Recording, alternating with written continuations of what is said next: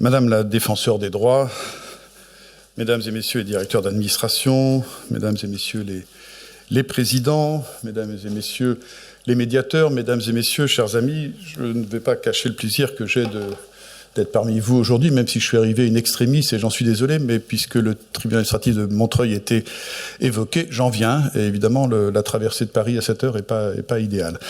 En tout cas, c'est un grand plaisir de pouvoir être parmi vous. Merci, cher Claire Hédon, de m'avoir invité à dire quelques mots. Et alors, c'est toujours difficile de dire quelques mots quand on n'a pas assisté à la journée, parce qu'on peut soit répéter, soit être un petit peu en porte-à-faux.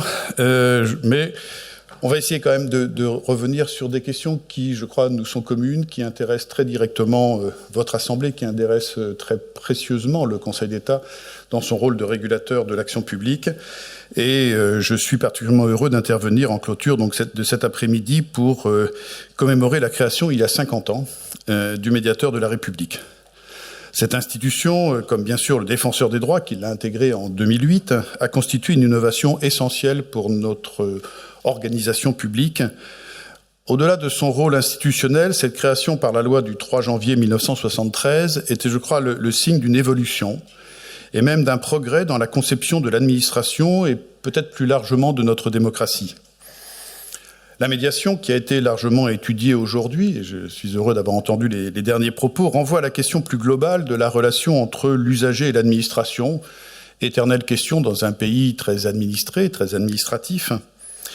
L'amélioration de ces rapports est un gage de légitimité pour l'administration et de diminution de la conflictualité pour la société.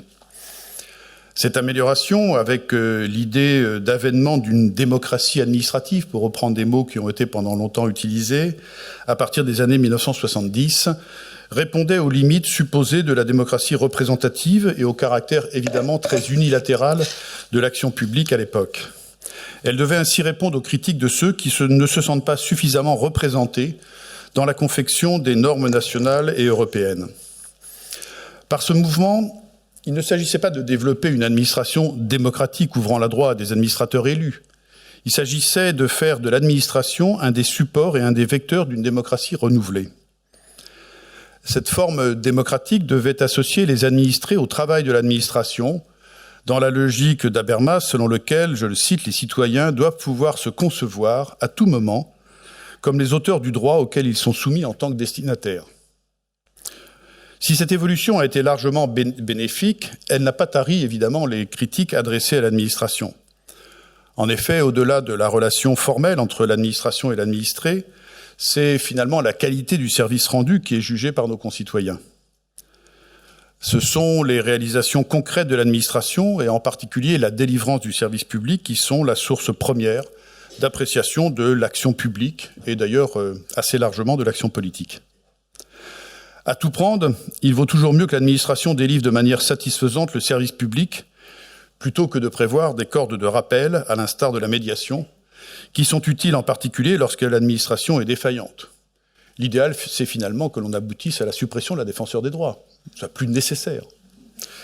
Les améliorations de l'administration doivent ainsi, au-delà du rapport avec les administrés, redonner toute leur place à l'efficacité du service public, qui est un des ciments de notre société.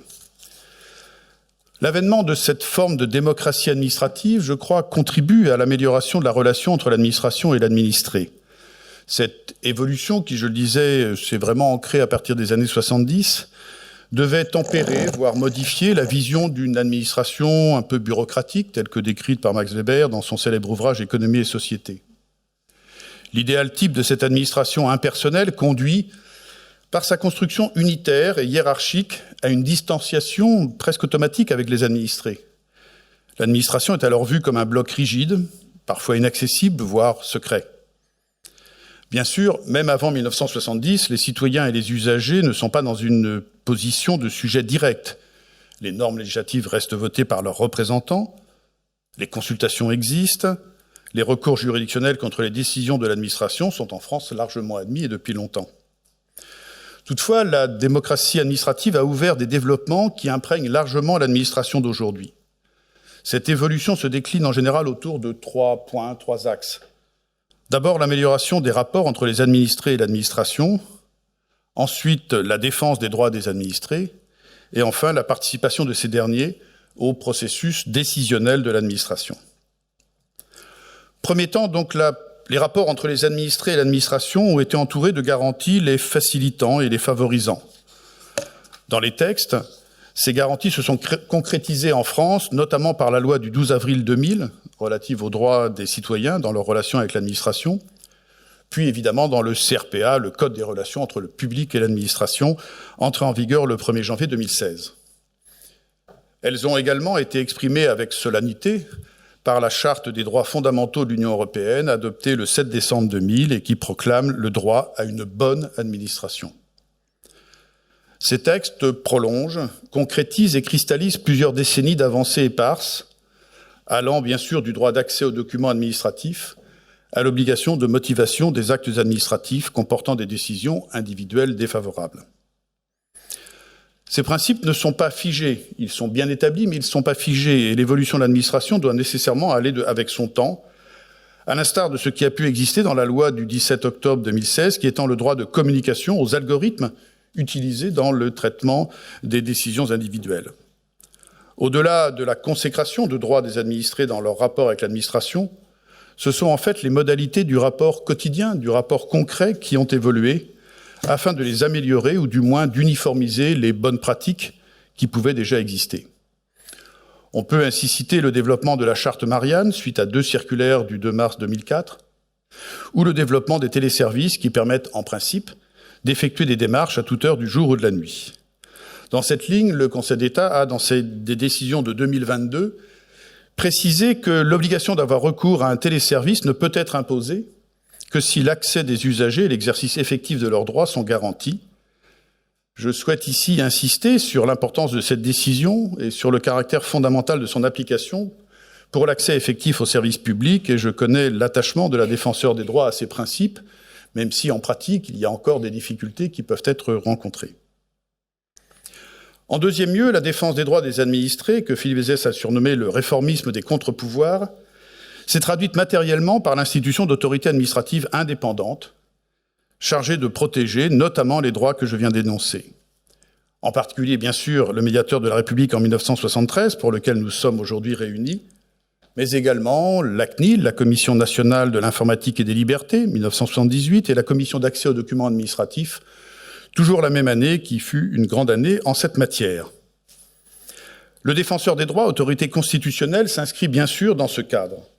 Ces autorités ont pour objectif principal de garantir les droits des administrés au sein même de l'administration et non plus de l'extérieur, comme peuvent le faire par exemple les associations. La possibilité de médiation est un exemple type de cette vocation, en particulier lorsqu'elle est prévue par l'administration elle-même. Je n'y reviens pas puisqu'elle a été largement analysée cet après-midi, mais sa vocation pacificatrice des différends est un exemple éloquent des objectifs qui ont été assignés à cette idée de démocratie administrative, même si, comme ça a pu être souligné, il y a encore des efforts à faire, il y a sans doute une acculturation à la médiation qui n'est pas forcément tout à fait spontanée dans un certain nombre de secteurs. En troisième lieu, la démocratie administrative s'est développée autour de la participation des administrés au processus décisionnel de l'administration. On est ici, bien sûr, dans le sens le plus proche du mot démocratie, c'est-à-dire de participation directe de la population à la formulation des normes qui s'appliquent à elle. Cela a conduit au développement des débats publics, divers et variés. Je me souviens d'états généraux dans certains secteurs, des consultations nationales, des Grenelles ou encore d'assises portant des Ségur, ici, portant sur des sujets relevant du champ d'action de l'administration. L'idée d'une administration excluant le citoyen de son champ de vision et de ses mesures d'instruction a ainsi fortement et très heureusement reculé. Le droit de l'environnement s'est développé avec cette méthode et la Charte de l'environnement dispose dans son article 7 que, je la cite, « Toute personne a le droit non seulement d'accéder aux informations relatives à l'environnement, mais encore de participer à l'élaboration des décisions publiques ayant une incidence sur l'environnement. » Vaste programme. Le rapport annuel de 2011 du Conseil d'État, intitulé « Consulter autrement, participer effectivement », a étudié ces transformations de la décision administrative et formulé un certain nombre de propositions d'amélioration. Permettez également à l'ancien président de la section sociale du Conseil d'État de faire une place particulière à la démocratie sanitaire.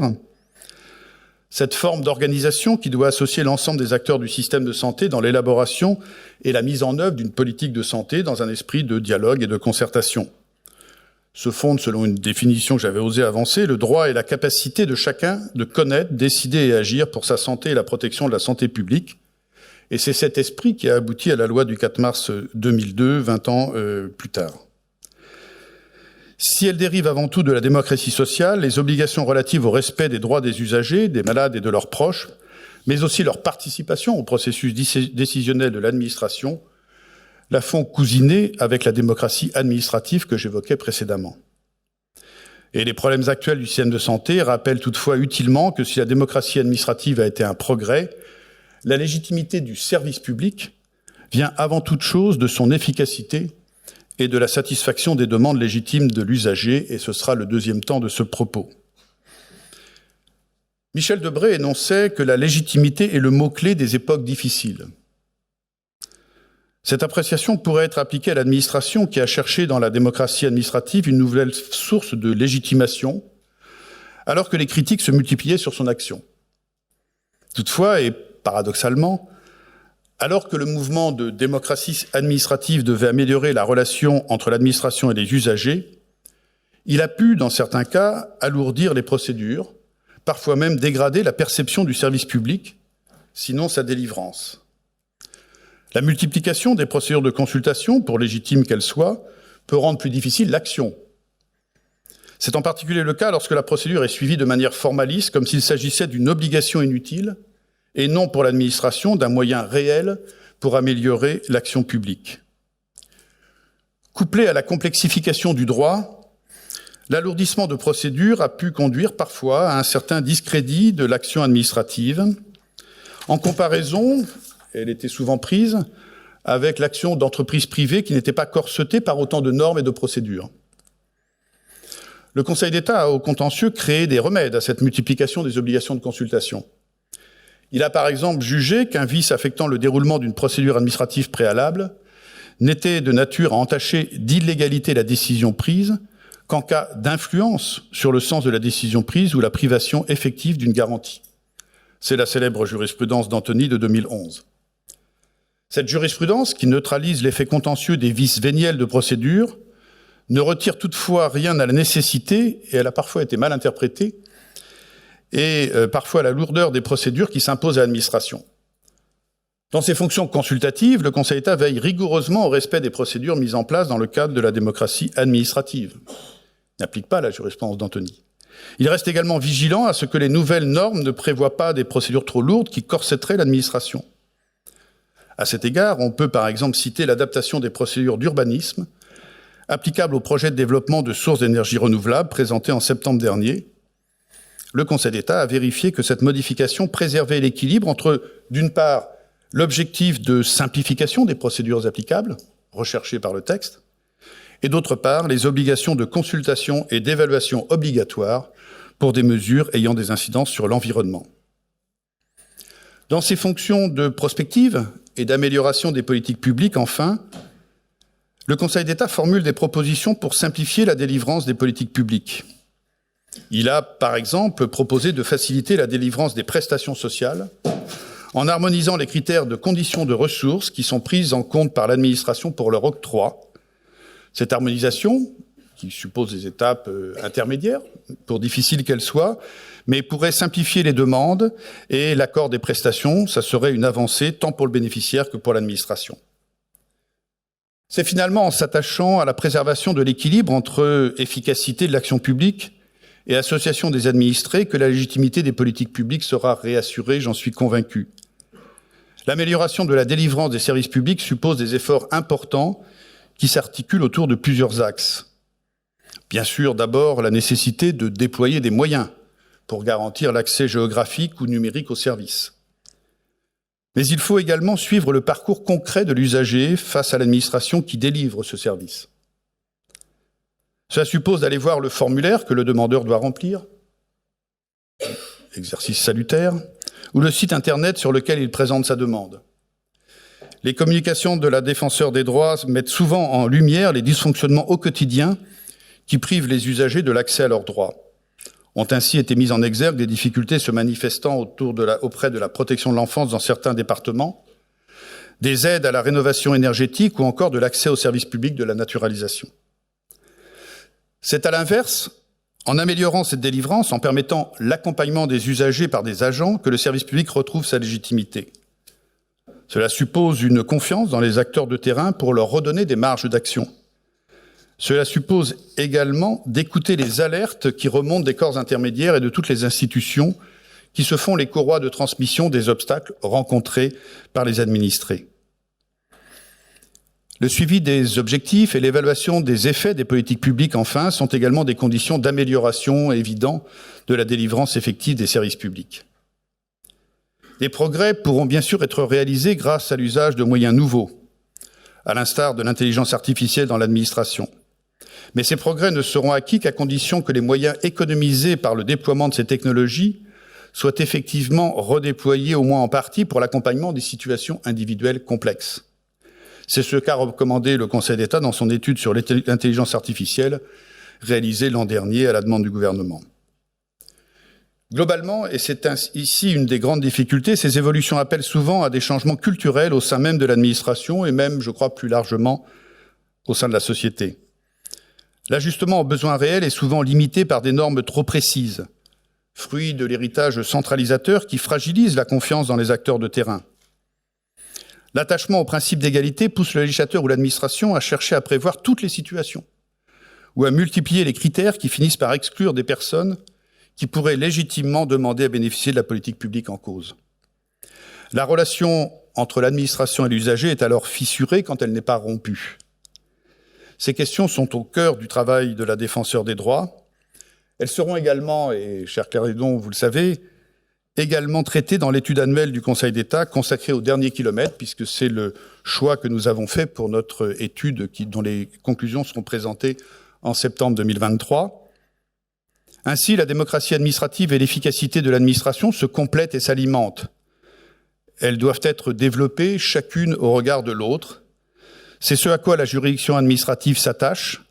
Elle le fait par le recours à la médiation, qui vous a été présentée plus tôt, et qui a conduit à la réalisation de plus de 4000 médiations depuis 2017, mais aussi par la création du mécanisme de médiation préalable obligatoire dans certains cas. Mais également, et j'ose dire surtout, la juridiction administrative s'attache à préserver un service public de qualité et de proximité. Les requérants peuvent ainsi saisir les juridictions par la voie numérique, mais ils peuvent également toujours appeler les greffes directement, et les délais moyens de jugement restent inférieurs à 1 an dans la quasi-totalité des cas. Les mécanismes d'alerte, de médiation, d'intervention sont éminemment nécessaires. Il faut les préserver et en même temps tout faire pour qu'ils deviennent inutiles. C'est-à-dire diminuer les cas où le service public est déficient et l'usager dans l'incapacité de trouver auprès de l'administration une réponse à sa demande. En cet après-midi, commémorant le 50e anniversaire du médiateur de la République, nous sommes encore très loin de l'inutilité de ces procédures destinées à compenser l'imperfection de la garantie concrète des droits des administrés. Permettez-moi, puisqu'on est encore en début d'année, de former le vœu que cette nouvelle année permette de remédier au moins en partie aux situations qui affectent le service public, alors que ce service public est au cœur de notre pacte social, qu'il est un ferment de la cohésion de notre collectivité, et qu'il faut évidemment le préserver. Je vous remercie de votre attention.